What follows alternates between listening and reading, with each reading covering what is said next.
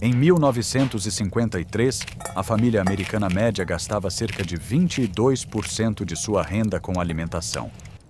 Mas para milhões de famílias trabalhadoras espalhadas pelo sul, pelo meio-oeste e pelas regiões rurais dos Apalaches, até mesmo esse número era um luxo distante demais. Elas comiam de outro jeito, cozinhavam de outro jeito. Esticavam cada moeda até o limite, transformando poucos centavos em refeições capazes de sustentar uma casa inteira durante dias. Faziam isso com técnicas simples, ingredientes baratos e um conhecimento doméstico que quase desapareceu por completo da mesa americana.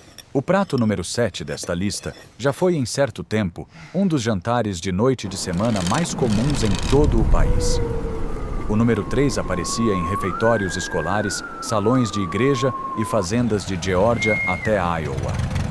E o número 1, a refeição que manteve mais famílias alimentadas nos difíceis anos do pós-guerra do que qualquer programa oficial, foi quase totalmente apagado da memória coletiva. Estes 25 jantares alimentaram uma nação inteira. Depois, no instante em que as famílias puderam pagar por alimentos mais modernos, elas os abandonaram. E com o passar do tempo, quase esqueceram que um dia dependeram deles para sobreviver. Número 25, pão com leite. Muito antes dos cereais matinais, antes das barras industrializadas e antes de quase tudo vir dentro de uma caixa, existia pão com leite. Uma tigela, algumas fatias de pão branco amanhecido rasgadas em pedaços. Leite morno derramado por cima. Às vezes uma pitada de açúcar quando havia açúcar para usar. E pronto. Aquilo era o jantar. Em muitas casas rurais do Tennessee, do Kentucky e da Virgínia Ocidental, essa refeição aparecia quando o dinheiro tinha acabado, mas a semana ainda não. As mães chamavam aquilo de jantar de pobre. As crianças muitas vezes nem percebiam a diferença. O pão inchava no leite morno, ficava macio, quase como um mingau espesso e reconfortante. Não era bonito, não era sofisticado, mas enchia o estômago e fazia a família atravessar mais uma noite. No início da década de 1950, um pão custava por volta de 16 centavos. Um quarto de leite cerca de 21 centavos. Para uma família de 6 pessoas, aquilo podia significar jantar por menos de 50 centavos. Hoje ninguém quase fala disso. Mas em milhares de antigas casas de fazenda, esse era o sabor da resistência silenciosa.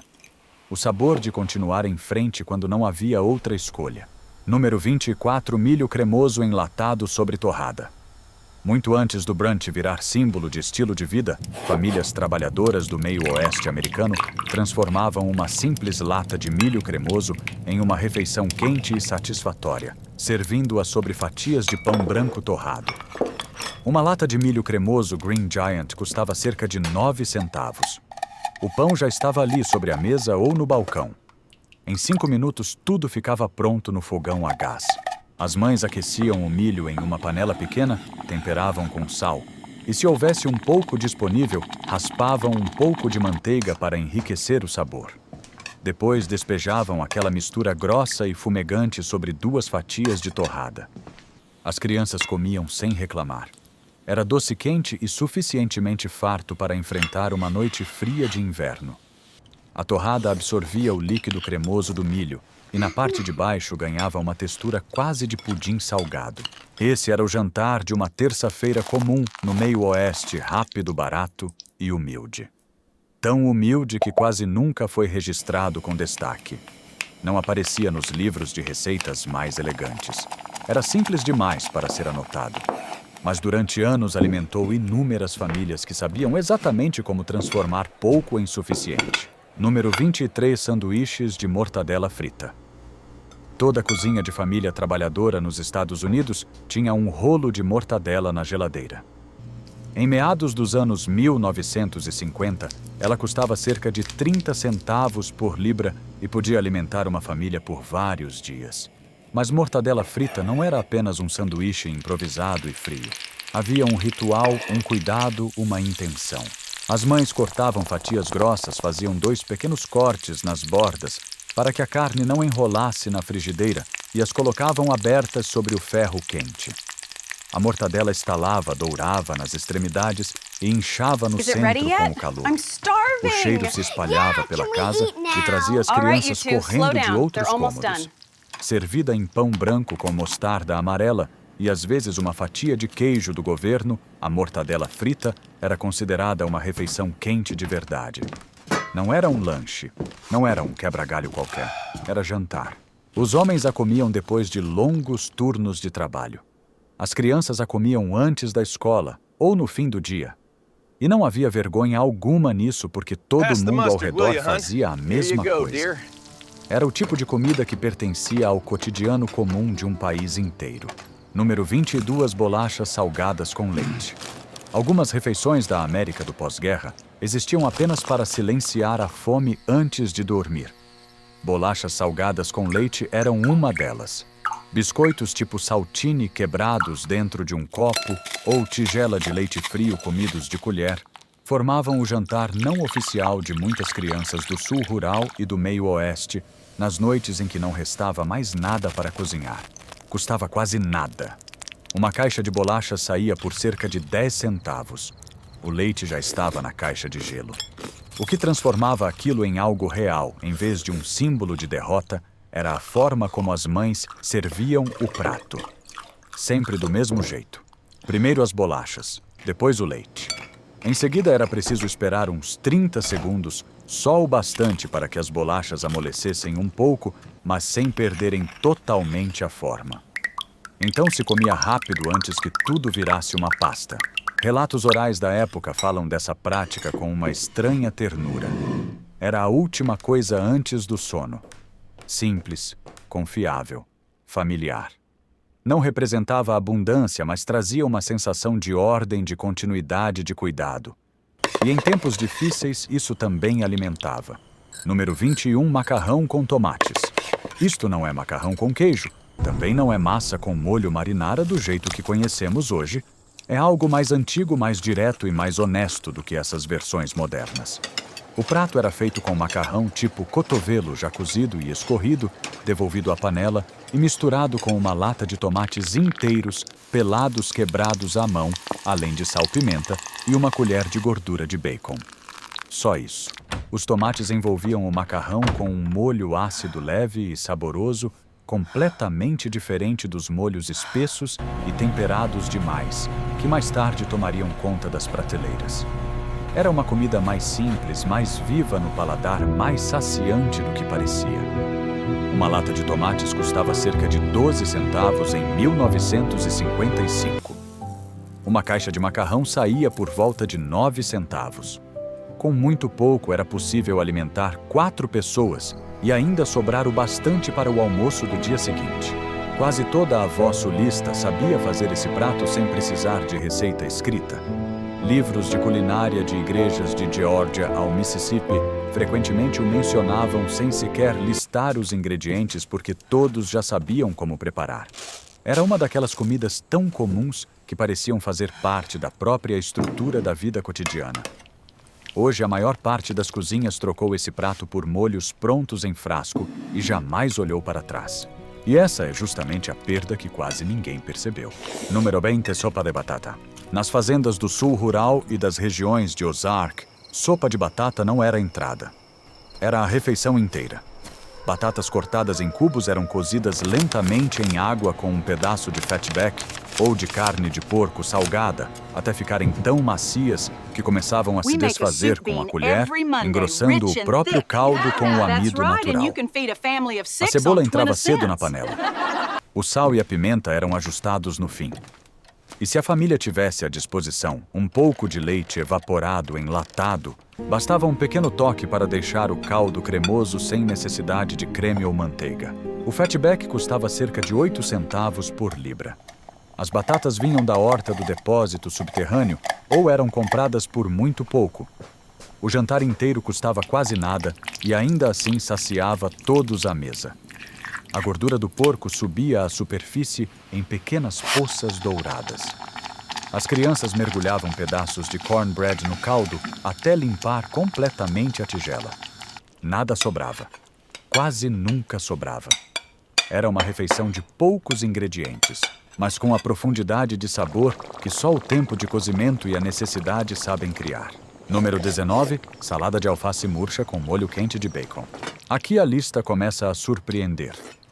O nome desse prato parece algo inventado por um chefe refinado, mas na realidade ele nasceu como solução de gente simples para aproveitar a alface do quintal já meio caída e gordura de bacon que não podia ser desperdiçada. Folhas de alface recém-colhidas eram colocadas em uma tigela. Numa frigideira, a gordura de bacon era aquecida com um pouco de vinagre de maçã e uma pitada de açúcar até ferver e chiar. Em seguida, essa mistura era despejada diretamente sobre a alface crua. O calor murchava as folhas no mesmo instante. O vinagre trazia brilho e acidez. A gordura criava uma película rica e lustrosa, transformando verduras humildes do jardim em algo que parecia quase elegante. Servida ao lado de cornbread ou de feijão pinto, essa salada podia compor uma refeição completa numa noite de verão nos Apalaches.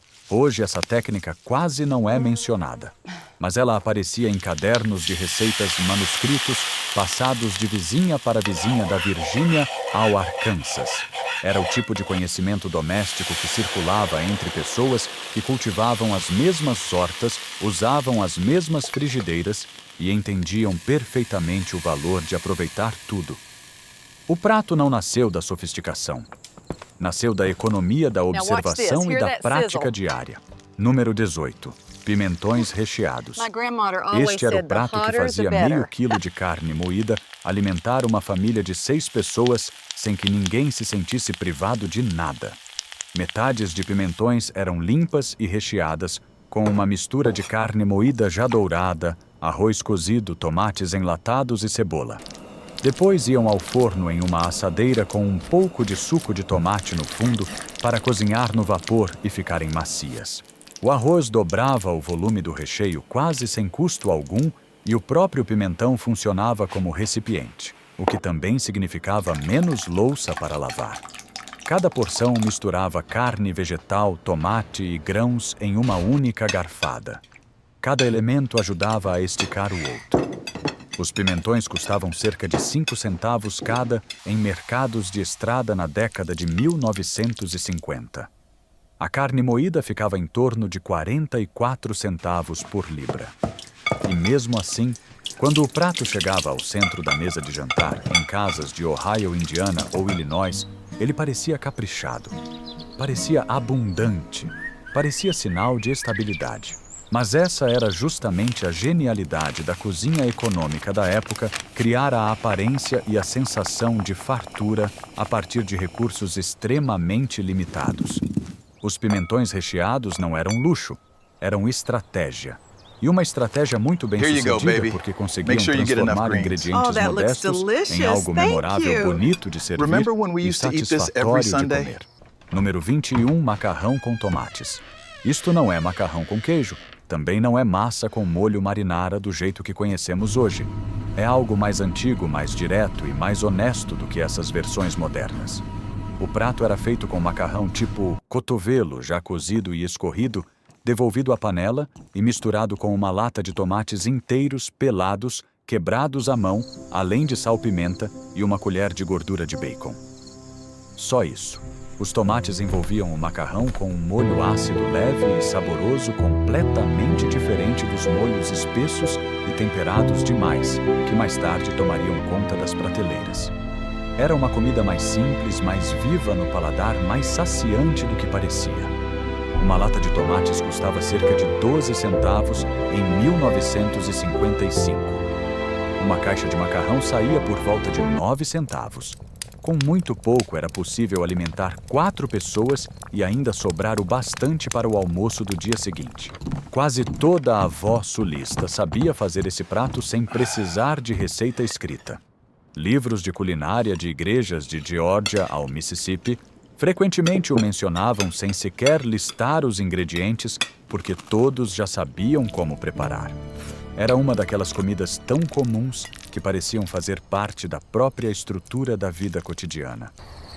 Hoje, a maior parte das cozinhas trocou esse prato por molhos prontos em frasco e jamais olhou para trás. E essa é justamente a perda que quase ninguém percebeu. Número 20, sopa de batata. Nas fazendas do sul rural e das regiões de Ozark, sopa de batata não era a entrada. Era a refeição inteira. Batatas cortadas em cubos eram cozidas lentamente em água, com um pedaço de fatback ou de carne de porco salgada, até ficarem tão macias que começavam a se desfazer com a colher, engrossando o próprio caldo com o amido natural. A cebola entrava cedo na panela. O sal e a pimenta eram ajustados no fim. E se a família tivesse à disposição um pouco de leite evaporado enlatado, bastava um pequeno toque para deixar o caldo cremoso sem necessidade de creme ou manteiga. O fatback custava cerca de 8 centavos por libra. As batatas vinham da horta do depósito subterrâneo ou eram compradas por muito pouco. O jantar inteiro custava quase nada e ainda assim saciava todos à mesa. A gordura do porco subia à superfície em pequenas poças douradas. As crianças mergulhavam pedaços de cornbread no caldo até limpar completamente a tigela. Nada sobrava. Quase nunca sobrava. Era uma refeição de poucos ingredientes, mas com a profundidade de sabor que só o tempo de cozimento e a necessidade sabem criar. Número 19. Salada de alface murcha com molho quente de bacon. Aqui a lista começa a surpreender. O nome desse prato parece algo inventado por um chefe refinado, mas na realidade ele nasceu como solução de gente simples para aproveitar a alface do quintal, já meio caída, e gordura de bacon que não podia ser desperdiçada. Folhas de alface recém-colhidas eram colocadas em uma tigela. Numa frigideira, a gordura de bacon era aquecida com um pouco de vinagre de maçã e uma pitada de açúcar até ferver e chiar. Em seguida, essa mistura era despejada diretamente sobre a alface crua. O calor murchava as folhas no mesmo instante. O vinagre trazia brilho e acidez. A gordura criava uma película rica e lustrosa, transformando verduras humildes do jardim em algo que parecia quase elegante. Servida ao lado de cornbread ou de feijão pinto, essa salada podia compor uma refeição completa numa noite de verão nos Apalaches. Hoje essa técnica quase não é mencionada, mas ela aparecia em cadernos de receitas manuscritos passados de vizinha para vizinha da Virgínia ao Arkansas. Era o tipo de conhecimento doméstico que circulava entre pessoas que cultivavam as mesmas hortas, usavam as mesmas frigideiras e entendiam perfeitamente o valor de aproveitar tudo. O prato não nasceu da sofisticação. Nasceu da economia da observação e da prática diária. Número 18. Pimentões recheados.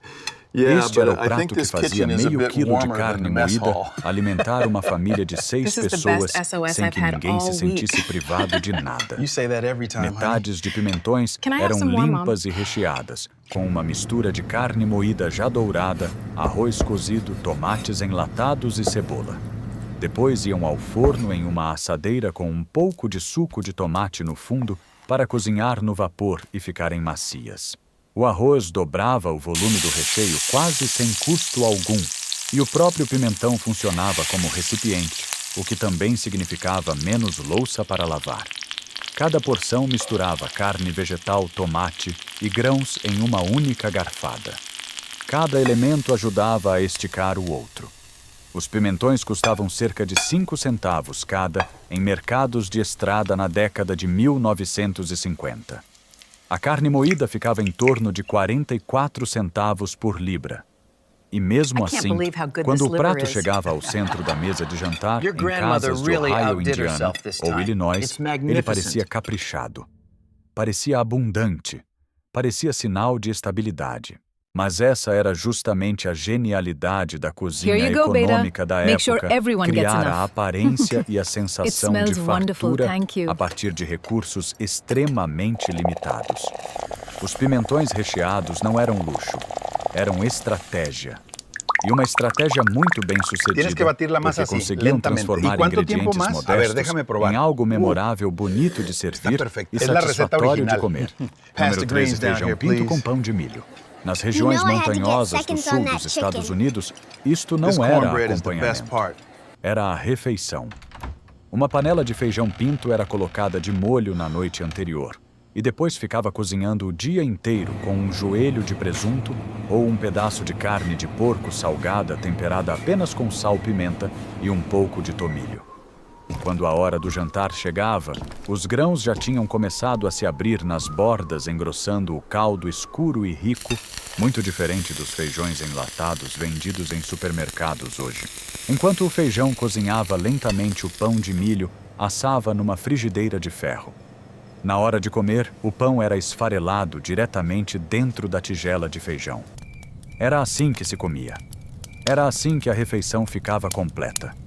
Em partes do Kentucky e do Tennessee, esse jantar aparecia 5 ou 6 noites por semana em casas que não podiam pagar por quase nada além disso.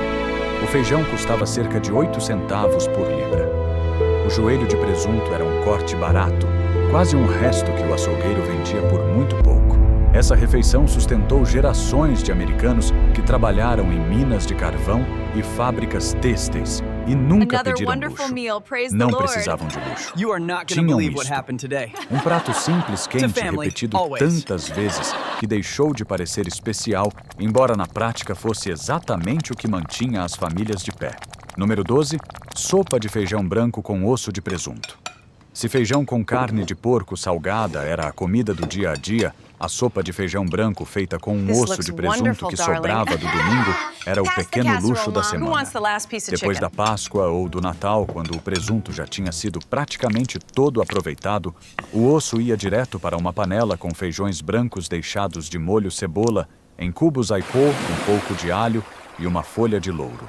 Ao longo da tarde, a cozinha inteira ganhava um cheiro quente, carnudo e profundamente reconfortante, como o aroma que saía de pequenos diners de beira de estrada. O caldo ficava da cor de chá fraco, turvo pelo amido dissolvido. Cada feijão inchava até ficar macio, cheio, delicado por dentro. E os últimos pedaços de carne que se soltavam do osso durante o cozimento apareciam espalhados pela sopa em fios tenros e saborosos. A famosa Senate Bean Soup, servida há décadas no refeitório do Senado dos Estados Unidos, é basicamente uma versão desse mesmo prato. Isso mostra o quanto essa sopa era realmente substanciosa e respeitada. Hoje, muita gente compra caldo pronto em caixa e pula a etapa do osso. Mas era justamente o osso que dava profundidade, corpo e memória ao prato. Quando ele saiu da panela, levou junto boa parte do sabor. Número 11. Carne seca cremosa sobre torradas. Os militares chamavam esse prato por um nome pouco educado. Os civis o conheciam como esse, e o comiam sem drama algum. Tiras finas de carne bovina seca e muito salgada, vendida em pequenos potes de vidro por cerca de 35 centavos, eram rasgadas e misturadas a um molho branco espesso feito com manteiga, farinha e leite. Depois, tudo era despejado sobre fatias de pão branco torrado. O sal da carne temperava o molho quase sozinho. A torrada absorvia o creme e amolecia sob o peso dele. Todo veterano que voltou da Guerra da Coreia ou da Segunda Guerra Mundial tinha comido isso em alguma base militar, geralmente no café da manhã. E muitos trouxeram a receita para casa porque ela era rápida, barata e saciante. As mães que já tinham atravessado anos de racionamento reconheceram imediatamente o valor daquele prato. Durante os anos 1950, ele apareceu em cozinhas domésticas por todo o país, como jantar de noite de semana, almoço rápido ou até café da manhã de domingo. Hoje quase só é lembrado em conversas sobre nostalgia militar. Mas por muito tempo foi uma refeição real e frequente, uma daquelas comidas que pareciam pequenas demais para entrar para a história, embora tenham alimentado uma geração inteira. Número 10. Fígado com cebolas. Aqui há outra quebra de padrão. A indústria alimentícia moderna prefere que as pessoas não pensem muito neste prato. O fígado bovino era um dos alimentos mais nutritivos que uma família americana podia colocar na mesa na década de 1950.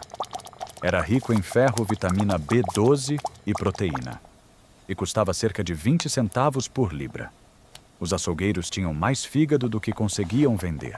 As mães o cortavam em fatias finas, passavam levemente na farinha e colocavam numa frigideira bem quente, enquanto cebolas fatiadas caramelizavam em outra panela.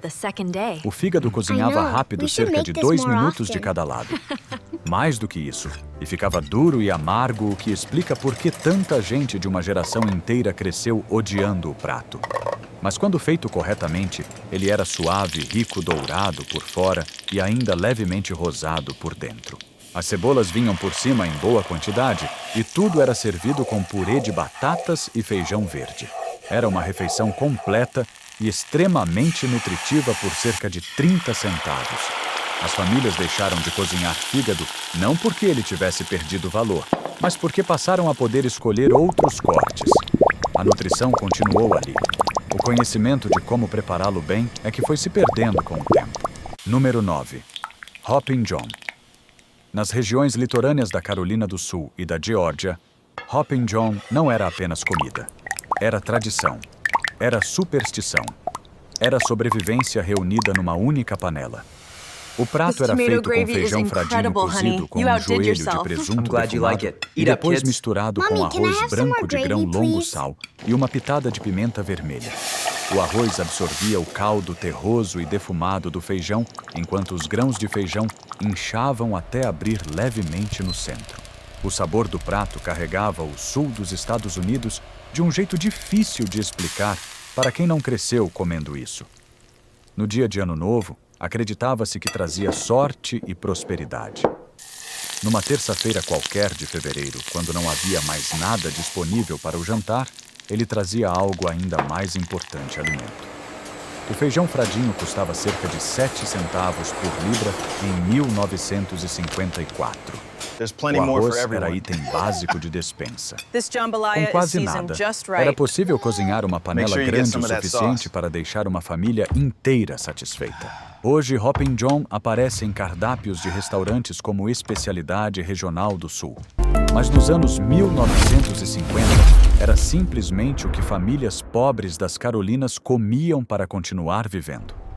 Essa diferença entre o prato de sobrevivência de ontem e a especialidade cultural de hoje diz muito sobre como a memória alimentar de um país é transformada com o tempo. Número 8, Scrapple. Este é o prato que faz muita gente recuar só de ouvir o nome. Scrapple era o que os fazendeiros da tradição Pennsylvania Dutch preparavam quando abatiam um porco no fim do outono e não podiam desperdiçar nenhuma parte do animal. Restos de carne suína, aparas, vísceras, carne da cabeça. E outras partes menos valorizadas eram fervidos até desmanchar. Depois, essa carne era misturada com farinha de milho, farinha de trigo sarraceno, sálvia, tomilho e pimenta do reino. A mistura era colocada em formas retangulares e deixada descansar durante a noite até firmar. Na manhã seguinte, o bloco era cortado em fatias grossas e frito na frigideira até ganhar uma crosta escura crocante e de cor mogno dos dois lados. Costumava ser servido ao lado de ovos fritos com um fio de xarope de bordo ou uma colher de apple butter.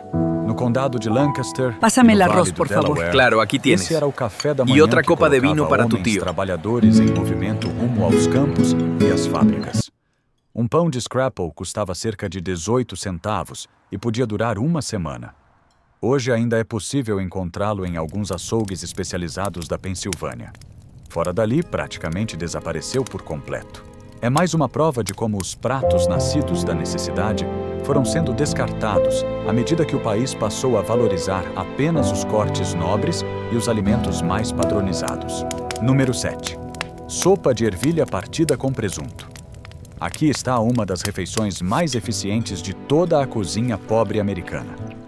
Poucos pratos rendiam tanto quanto uma panela de sopa de ervilha partida feita com um osso de presunto e ervilhas secas. As ervilhas verdes partidas custavam cerca de 9 centavos por libra em meados dos anos 1950. O osso vinha do que tivesse sobrado do jantar de domingo. O resto, água, cebola, cenoura, folha de louro, vinha da horta da despensa ou do porão de raízes. À medida que cozinhavam, as ervilhas se desmanchavam e engrossavam o caldo naturalmente sem precisar de farinha ou creme. O resultado era uma sopa de cor verde pálida, terrosa e espessa. O osso de presunto liberava colágeno durante o cozimento lento, dando ao caldo um corpo que envolvia a colher e aquecia o peito de dentro para fora. Era daquelas comidas em que se sentia o efeito no corpo. Crianças que recusavam legumes comiam 2 pratos dessa sopa sem reclamar. As mães preparavam a panela no domingo à tarde e alimentavam a família com ela até terça-feira. O custo total ficava por volta de 30 centavos. Nenhum outro prato desta lista oferecia tanto por tão pouco. E mesmo assim, quase desapareceu da cozinha doméstica americana, substituído por sopas enlatadas, sem profundidade, práticas demais, para conservar a memória do que eram as versões feitas em casa. Número 6, molho de tomate sobre biscuits. Muito antes de o molho branco com linguiça ou o Red Eye Gravy se tornarem ícones celebrados do café da manhã sulista, o molho de tomate sobre biscuits era presença constante nas mesas dos dias comuns. Gordura de bacon ia para a frigideira de ferro. Em seguida, uma colher de farinha era mexida até ganhar a cor de um saco de papel. Depois entravam tomates enlatados inteiros esmagados à mão e um pouco de água para levar tudo à fervura. Sal-pimenta do reino e, se os tomates estivessem ácidos demais, uma pitada de açúcar. Esse molho espesso era servido generosamente sobre biscuits caseiros partidos ao meio. Aquilo era café da manhã e muitas vezes também era jantar.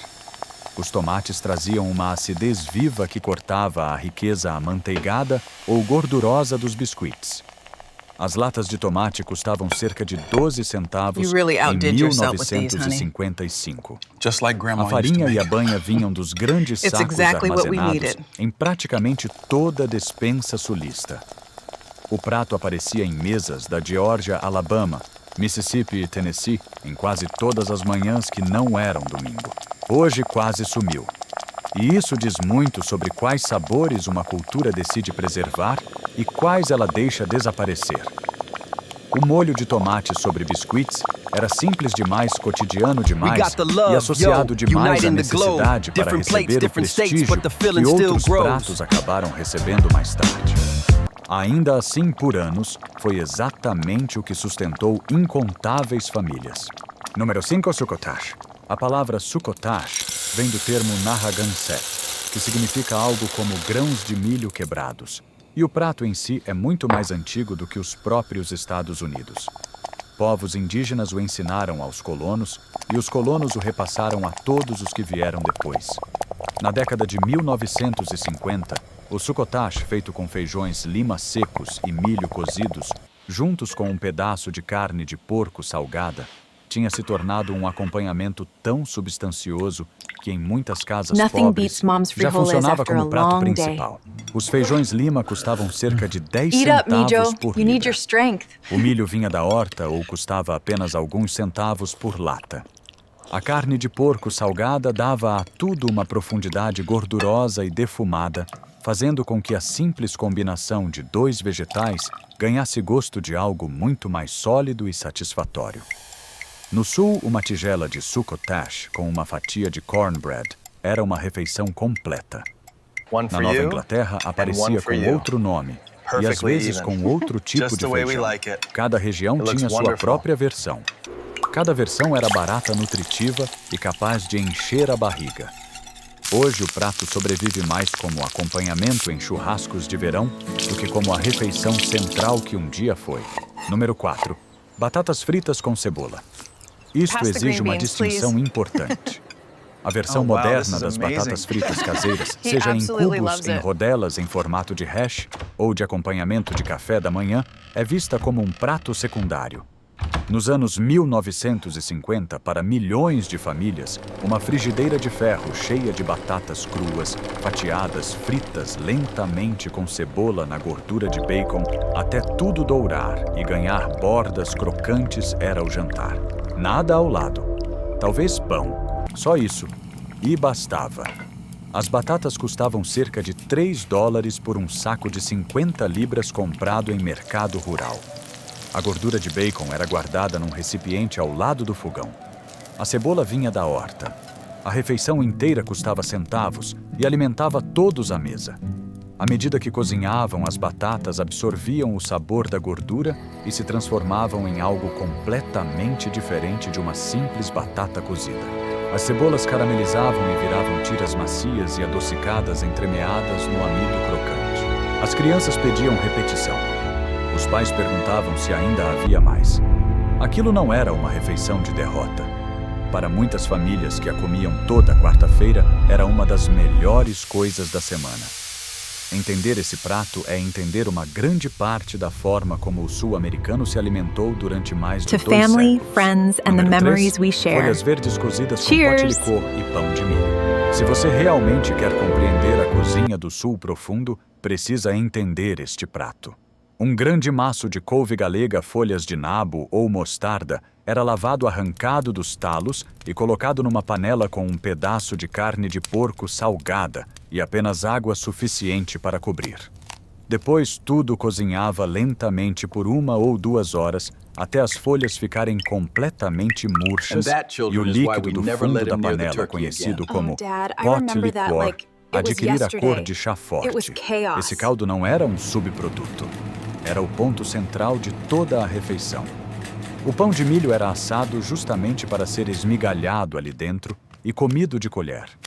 As folhas em si eram servidas ao lado, escuras, macias e impregnadas do sabor profundo da carne curada. A carne de porco salgada custava cerca de 12 centavos por libra. Um maço de couve comprado à beira da estrada no sul custava cerca de 10 centavos. Hoje, nutricionistas sabem que folhas verdes cozidas dessa forma ainda preservam quantidades notáveis de cálcio, ferro e folato. As famílias pobres do sul não falavam nesses termos. Elas apenas sabiam pela experiência que aquilo as mantinha fortes. E estavam certas. Era uma comida profundamente funcional, mas também cheia de sabor, tradição e memória. Número 2. Feijão fradinho com joelho de presunto defumado. Toda sexta-feira, em cozinhas que iam de Baltimore a Birmingham, um joelho de presunto era colocado numa panela de feijão fradinho deixado de molho e ficava cozinhando durante boa parte da tarde. O joelho, parte inferior da perna do porco, era composto em grande parte de osso, pele e cartilagem. Mas o que ele soltava na água durante horas de fervura lenta era extraordinário. O caldo adquiria uma cor escura, quase ferrugem, e um sabor defumado profundo, ficando espesso pela gelatina da pele e pelo colágeno das articulações. Os feijões absorviam tudo isso. Quando o jantar ficava pronto, o líquido já era tão satisfatório quanto qualquer caldo feito com muito mais ingredientes e muito mais custo.